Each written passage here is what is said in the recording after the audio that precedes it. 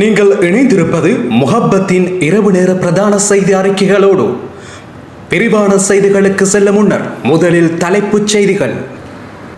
தொடரும் சீரற்ற காலநிலை, ஜனாதிபதி பிறப்பித்துள்ள உத்தரவு. நாடாளுமன்ற உறுப்பினர் மீது தாக்குதல், மஹிந்தானந்த பாராளுமன்ற உறுப்பினர் கைது. நாளை திறக்கப்படவுள்ள பாடசாலைகள், வெளியாகியுள்ள தகவல். தொடர்வன விரிவான செய்திகள்.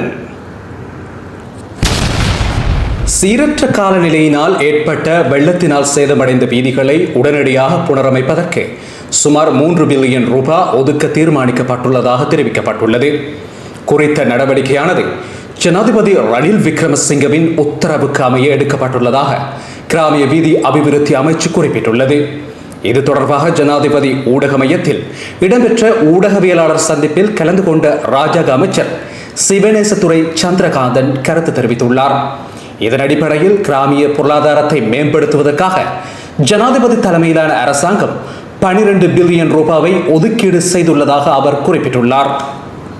சக நாடாளுமன்ற உறுப்பினரை தாக்கியதாக குற்றம் சுமத்தப்பட்டுள்ள நாடாளுமன்ற உறுப்பினர் மஹிந்தானந்த அல்கமகே கைது செய்யப்படவுள்ளதாக தெரிவிக்கப்படுகின்றது.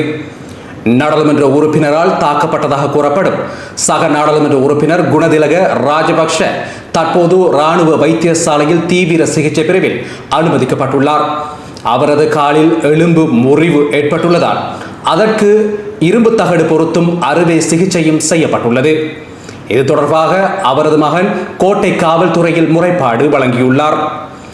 கிடைக்கப்பெற்ற முறைப்பாட்டுக்கு அமைய சட்டத்தை நடைமுறைப்படுத்த நடவடிக்கை எடுத்து வருவதாக காவல்துறை ஊடக பேச்சாளர் நிகால் தல்துவ தெரிவித்துள்ளார்.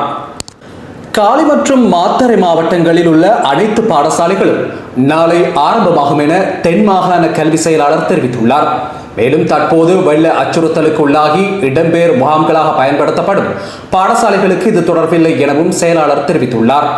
நாட்டில் ஏற்பட்டுள்ள சீரற்ற காலநிலை காரணமாக தென் மாகாணத்தின் காலி மற்றும் மாத்தறை மாவட்டங்களில் உள்ள அனைத்து பாடசாலைகளுக்கும் கடந்த 4 மற்றும் 5ஆம் திகதிகளில் விடுமுறை வழங்கப்படுவதாக கல்வி அமைச்சு தெரிவித்திருந்தது.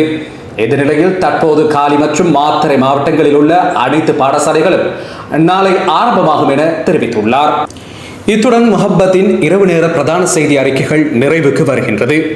இலங்கையின் பிரதான செய்திகள் மற்றும் தகவல்களை அறிந்து கொள்ள முஹப்பத்துடன் இணைந்திருங்கள்.